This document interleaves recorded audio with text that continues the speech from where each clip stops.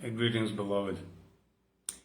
Succession of power, replaceability of those who are in authority. You know, we have this pretty much established dogma that those who are in authority, they have to be replaced every once in a while, and it has to be institutionalized. It has to be in the law. That even this somewhat cynical, but nevertheless sometimes true statement that politicians need to be changed as diapers, as often as diapers, you know, signifying that they're both dirty and so forth, which is oftentimes the case in actual life. But it's interesting that as you know, the yearly reading of the Bible, in Proverbs 28 verse 2, it says very interestingly about this succession of power, and that it's not always a good thing. Listen to this. Proverbs 28 verse 2 says, "For the transgression of a land, many are the princes thereof, but by a man of understanding and knowledge, the state thereof shall be prolonged." For the transgression of a land. So it's a sign of a great apostasy that many are the princes thereof. And by the way, this many princes, it doesn't mean that in a one given stretch of time in this year or 5 years you have many princes coming from the same loins. So you have a big family of royal family, many princes. No. What it means is that because of the corruption in the land, because they have departed from the law, there are many rulers, and they replace and succeed each other. So that's the point, because the contrast is with the part B of the verse, which says, "But by a man of understanding and knowledge, the state thereof shall be prolonged." So the state will be prolonged with a man of understanding and knowledge. This is a singular man, a good man of understanding and knowledge. The state thereof, shall be prolonged. It's good for the land. It'll be in rest. And we recall, first of all, in the book of Judges, oftentimes it was the case that the good judges, those who were judging righteously, in accordance with the law of God, they would perform their duties and remain in power for a good stretch of years, sometimes as long as 40 years. And the land would be at rest. But then again, they would start doing evil and somebody else would come and so forth. And then in the book of Hebrews, it talks about the contrast between the priesthood of Aaron and his dynasty and many priests who came out of his loins, and this better priest according to the order of Melchizedek from heaven, who remains the priest forever because he never dies. In contrast to those the Aaronic priesthood, there were many priests, and the death prevented them from performing this function forever because they would die. And the reason they would die, because of sin, also their own sin. So this idea, see, in the West especially, you have this enshrined dogma, replaceability of power. It has to be, they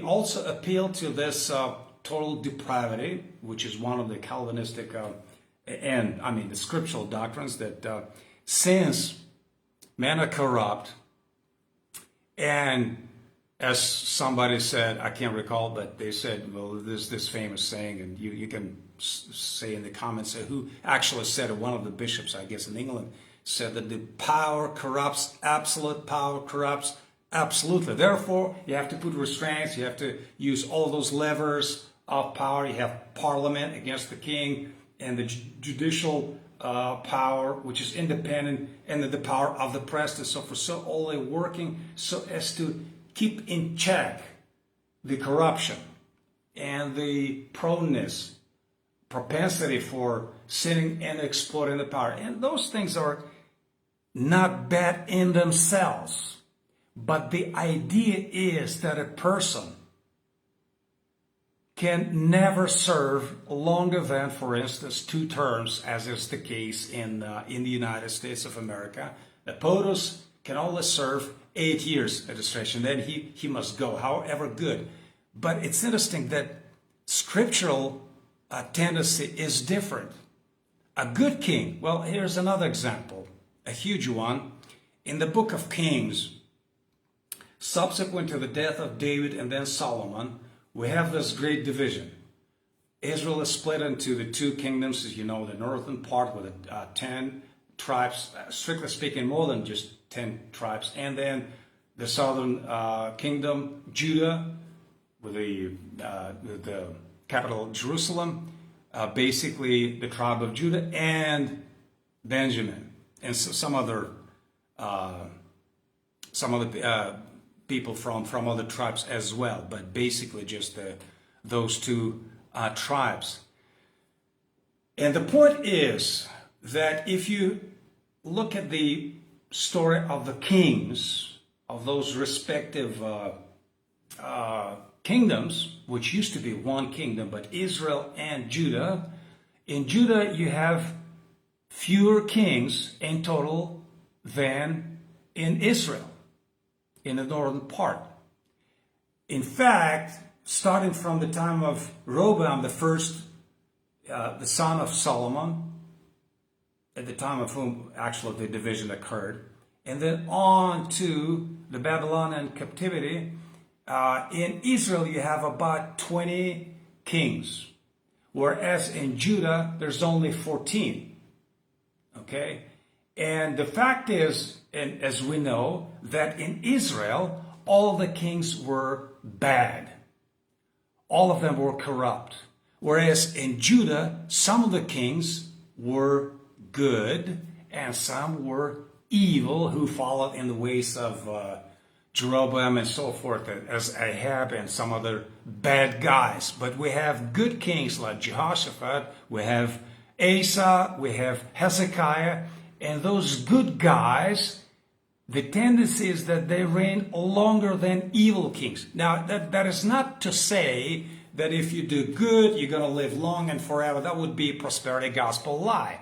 I'm not preaching that, but the tendency is, and it's God's design, a good ruler, again pointed to Christ, would rule well and good and for a period of time. Whereas in the northern kingdom, where you had all those rivals, Bashan and all those, they would kill each other, assassinate all of the relatives, and then somebody else would come and put an end to all of the males of this previous king, and that would again be a fulfillment of the same by the prophet. But you have all this bloodshed and very fast replacement of all those kings. So what I'm saying is that if somebody reigns for 4 years and then has to go, that's not necessarily a good thing. It shouldn't be heralded as, oh boy, this is such a great Western achievement. Boy, we have democracy and so forth. Well, look at what's going on. I mean, faces do change, but the deep state does not. And the problem is that I understand that if you have somebody as corrupt and a guy with signs of dementia and a senile person, as a kind who doesn't know where to go and so forth, yeah, it'd be a good thing to just let him go retired and so forth. Or if you have somebody who's just totally unfit for the job, yes, there must be instruments and some stipulations to get that person out of the office rather sooner rather than later, and with impeachment, all those procedures. But the point is that if somebody who's serving well and they're doing a good job of taking care of the country, it doesn't have to be just 2 terms and then they have to go just because we have this law. See, it's again, all those laws are idols. Because in the Bible, you have sometimes, and we have Christ himself who's never replaceable, talk about succession and the change of power. No, he remains forever. Both the priest after the order of Melchizedek, by the power of the indestructible life, and as the king. We know as Christians that one thing is certain: the Bible does not teach Western type of democracy. Now, there are people who think that the Bible, for instance, promotes and teaches capitalism. The late John Robbins, for instance, whom I love otherwise and so forth, but to me it's kind of, he just, when he gets on that horse, oh boy, the honest money, capitalism, free market, he gets it out of Abraham paying in shekels and that sort of thing. Well, what about some other passages, even by our Lord in the book of Acts? Some socialists will say, well, look, this is like socialism. We have a biblical foundation. Now, I'm not saying that the Bible teaches one way or the other. I don't think it teaches capitalism. I don't think it teaches, strictly speaking, what we know as socialism, even though the tendency, in my humble opinion, is more toward a socialist sort of public good orientated society. Why? Well, for instance, we're commended to love others and to even give our lives if necessary, and to actually elevate interests of others more than ourselves. The book of the book of Philippians chapter 2 teaches that, to consider others higher than ourselves, to be service, which means the preference of others than yourself, the society rather than the individualistic lusts and so forth. But the point is, again, this verse, it really stuck into my memory because I was thinking about it providentially, that for the transgression of the land, many are the princes thereof. So you have the succession of all this presence and so forth. That's not necessarily a good thing. It's because the transgression of the land, even the Levitical priesthood was established because of the fact of sin. And they're dying, all those high priests, again testifying of the sin and insufficiency of that Levitical system. Whereas Jesus, after the order of Melchizedek, is never replaced. He doesn't have the end of the term. No one is running to replace Jesus. So he is reigning forever. So that's a man of understanding and knowledge. The state thereof shall be prolonged. And it's good for us that we have this irreplaceable king and priest. So just to challenge maybe some of the enshrined notions of, the state must work and so forth. Yes, you have to have some mechanism to keep, bad guys in check. But if somebody is performing well, why does it necessarily have to be just 8 years and not a day longer than that?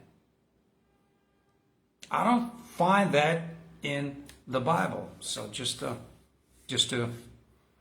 that was basically it. It was an interesting thought, I thought, and maybe it would be interesting for you guys too. All right, see you next time.